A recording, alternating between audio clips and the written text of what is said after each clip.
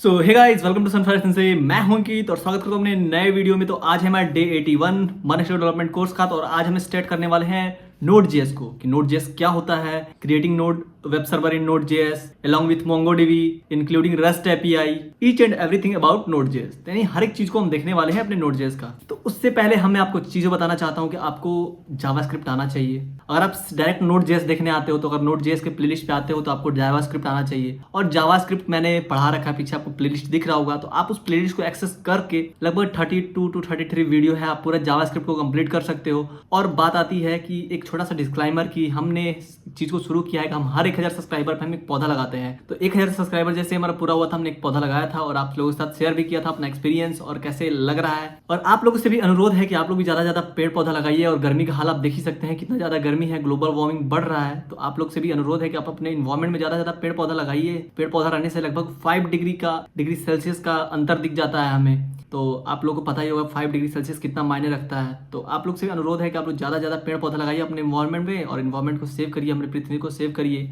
ये ना किसी जाति का मुद्दा है, ना किसी धर्म का मुद्दा है, ना किसी देश का मुद्दा है, ये सिर्फ हम लोगों का चीज़ है। तो हम लोग इसको बचाते हैं, हम लोग कर ही रहे हैं, आप लोग भी करिए। तो आते हैं अपने Node.js पे। एक्चुअली में Node.js क्या है? Node.js फ्रेमवर्क है, लाइब्रेरी है। एक्चुअली में है क्या Node.js? इससे पहले हमने सारी चीज़ों को कवर अप कर लिया है, HTML को, CSS को, जावास्क्रिप्ट को, रिएक्ट को। अब हम आ चुके हैं Node.js पे। इसमें और भी सारी चीज़ों को देख रहे होंगे, ठीक है। तो Node.js क्या है हमारा, बात आती है इस पे कि फ्रेमवर्क है, लाइब्रेरी है। आखिर है क्या Node.js? हमने जावास्क्रिप्ट के साथ भी काम किया था, जो कि जावास्क्रिप्ट की सीरीज में कर रहे थे। तो जावास्क्रिप्ट के साथ भी काम किया था। उसमें क्या होता था, उसमें हम अपने ब्राउजर को इंटरएक्टिविटी देते हैं कि तुम कुछ ये परफॉर्म करो।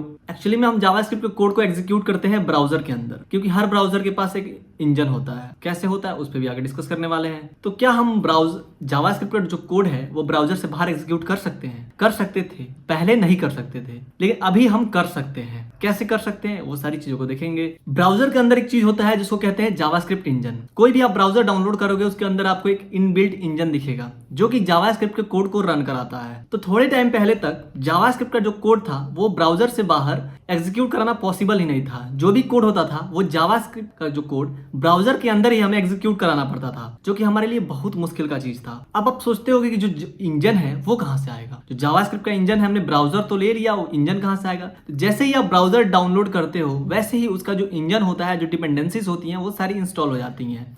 आपको कहीं से एक्स्ट्रा डाउनलोड करने की जरूरत नहीं होती है। जैसे कि अगर हम एग्जांपल ले तो हमारे क्रोम के पास होता है एक V8 इंजन, और सफारी के पास होता है एप्पल का अपना इंजन, और एक अपने नाम सुना होगा फायरफॉक्स में होता है स्पाइडर मंकी। तो ये सारी चीजें क्या है, वो एक टाइप का इंजन है जो कि जावास्क्रिप्ट के कोड को रन कराती हैं। और जो जावास्क्रिप्ट का कोड होता है हर ब्राउजर में, हर प्लेटफॉर्म पे अलग अलग बिहेव करता है, थोड़ा बहुत, ज्यादा नहीं, थोड़ा थोड़ा अलग अलग बिहेव करता है। अब आप बोलोगे कि जब सब अलग अलग बिहेव ही कर रहा है तो सबसे अच्छा वाला कौन है? तो सबसे अच्छा वाला होता है V8 इंजन, जो कि होता है क्रोम के अंदर। V8 वो कार वाला मत समझ लेना कि V8 इंजन है कार का तो ये बढ़िया कार होगा। हाँ, कुछ ऐसा समझ सकते हैं, लेकिन खैर यहाँ बात हो रही है ब्राउजर की। एक साइंटिस्ट थे जिनका नाम था रेयान दाहल, ठीक है। इन्होंने क्या किया, इन्होंने उठाया V8 इंजन को, कहा अरे V8 इंजन है यहाँ पे, ठीक है। V8 इंजन को उन्होंने निकाला और C++ के साथ इम्बेड कर दिया। इम्बेड यानी कि जोड़ दिया, कुछ मिक्सअप कर दिया, ठीक है। और उससे एक चीज को बनाया, उससे एक न्यू प्रोजेक्ट को बनाया जिसका नाम दिया नोड। एक्चुअली में हम कोई भी काम कर रहे होते हैं अपने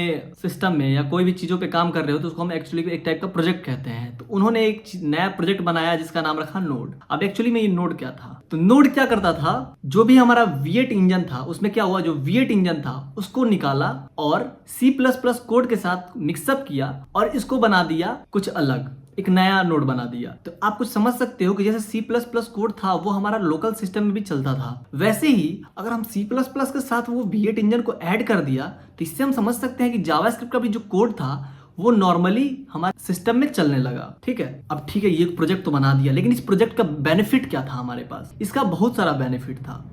पहला बेनिफिट ये था कि जो हमारा इंजन था उसको क्या किया, ब्राउजर से एक्सट्रैक्ट कर लिया, यानी निकाल लिया। कहा कि चलो जैसे कि वीडियो ऑडियो होता है उससे हम ऑडियो को निकाल सकते हैं, वीडियो को सिर्फ निकाल सकते हैं, ठीक है। ऐसे उसको कहते हैं एक्सट्रैक्शन। एक्सट्रैक्ट माने कि कोई भी चीज है उसमें से एक पार्टिकुलर चीज को निकाल लेना, उसको कहते हैं एक्सट्रैक्ट कर लिया, ठीक है। और उससे क्या हुआ कि जैसे हमारा C++ कोड एग्जीक्यूट होता था वैसे ही हमारा जावास्क्रिप्ट कोड भी एग्जीक्यूट होने लगा। तो इससे फायदा क्या हुआ कि हम इसे वेब सर्वर बना सकते थे जावास्क्रिप्ट लैंग्वेज की मदद से। अब हमें नए लैंग्वेज सीखने की जरूरत नहीं पड़ती। और इससे और क्या फायदा हुआ, जो जावास्क्रिप्ट था वो नेटिव मशीन के साथ बात करने लगा। फाइल हैंडलिंग करने लगा, कितना स्टोरेज है आपके सिस्टम में, ये सारी चीजों को मैनेज करने लगा, देखने लगा। जो भी काम C++ करता था वो काम हमारा जावास्क्रिप्ट करने लगा। तो हमारे लिए तो ये बेनिफिशियल चीज हो गया, तो हमारे लिए बहुत अच्छी चीज हो गई।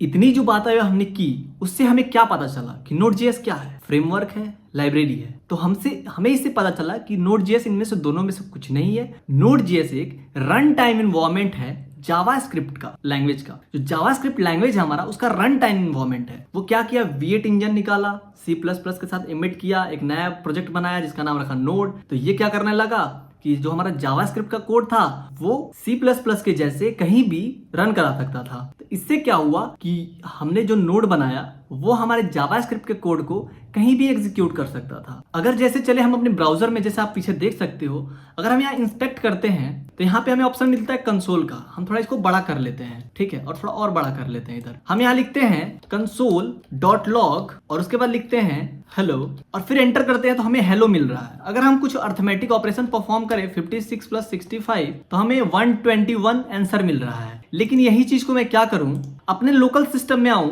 और यहां मैं लिखता हूं console.log और यहां लिखता हूं मैं हेलो और फिर मैं एंटर करता हूं तो यहाँ पे मुझे एरर दे रहा है, बोल रहा है console log is not recognise as the name, और भी जो भी चीजें हैं जो कि cmdlet function script file और ऑपरेबल प्रोग्राम। ठीक है, अगर वही मैं क्या करूं, यहां लिखता हूं मैं नोड, क्योंकि मेरे सिस्टम में जो है नोड जो है वो इंस्टॉल है बाय ऑलरेडी।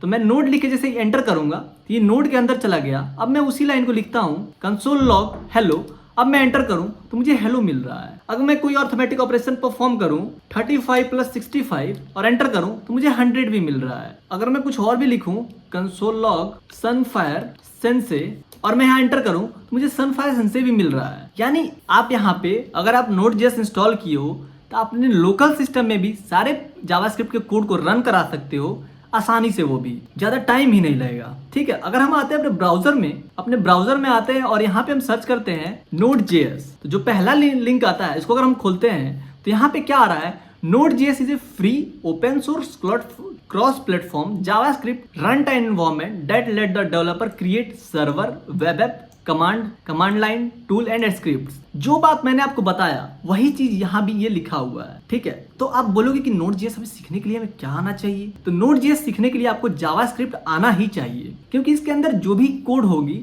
वो जावास्क्रिप्ट में ही होगी। अगर आप जावास्क्रिप्ट थोड़ा बहुत भी जानते होगे तो आप यहाँ इस जो बगल में कोड लिखा हुआ है उसको आप देख के समझ ही गए होगे कि ये जावास्क्रिप्ट में सारी कोड लिखी हुई है। ठीक है, आप जाओ जावास्क्रिप्ट का लगभग, अगर आप चैनल पे आते हो तो आपको प्लेलिस्ट का सेक्शन दिखेगा, प्लेलिस्ट में आना आपको जावास्क्रिप्ट का सेक्शन दिखेगा, जावास्क्रिप्ट में जाना अप्रॉक्स 31 वीडियो है, इसको आप चाहो तो कर सकते हो। इसमें आप अच्छे से सारी चीज़ों को इन डेप्थ बताया गया है और इसमें प्रोजेक्ट के साथ साथ गेम भी बनवाया गया है। जैसे कि यहाँ पे अमेजोन क्लोन का भी वीडियो है और यहाँ पे गेम वगैरह भी बनाया गया है, छोटा मोटा प्रोजेक्ट भी कराया गया है। तो आप जाके इसको देख सकते हो, इसको प्रेफर कर सकते हो। आप इसको देख लोगे, उसके बाद से आपको कुछ भी जरूरत नहीं पड़ेगा देखने का, तो आप Node.js को आसानी से कर पाओगे। तो ये जो चीजें थी ये हमारे आता है Node.js के अंदर। Node.js क्या था, कैसे यूज होता है, कैसे सारी चीजें बनती हैं, वो हम आगे देखेंगे। क्या था वो आपने देख ही लिया, अब आपको कभी भी कंफ्यूजन नहीं होगा। मान लो कोई भी आपसे आके पूछ लेगा कि Node.js क्या है, तो आप आसानी से बता पाओगे कि ये एक रन टाइम एनवायरनमेंट है जावास्क्रिप्ट लैंग्वेज का।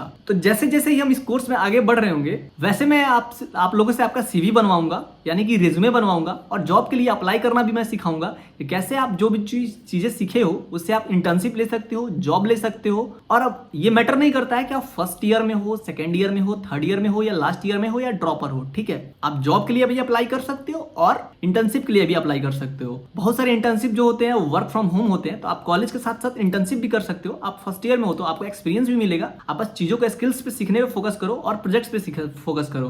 तो अभी अब हमने रिएक्ट को खत्म किया है, तो मुझे टाइम नहीं मिल पाया कि मैं रिएक्ट का प्रोजेक्ट का वीडियो मैं शूट कर पाऊं। तो बहुत जल्द रिएक्ट का भी प्रोजेक्ट का वीडियो आएगा, फिर सारी चीजों पे वीडियो आएगा। फिर हमने मर्न स्टैक डेवलपमेंट का फुल कोर्स का जो है एक अलग प्रोजेक्ट बनाएंगे, जो कि एक काफी लंबा चौड़ा प्रोजेक्ट होने वाला है, तो उसमें 2-4 दिन टाइम लग सकता है। तो अभी के लिए इतना ही, मिलते हैं नेक्स्ट वीडियो में। अभी के लिए टाटा, बाय बाय, गुड नाइट।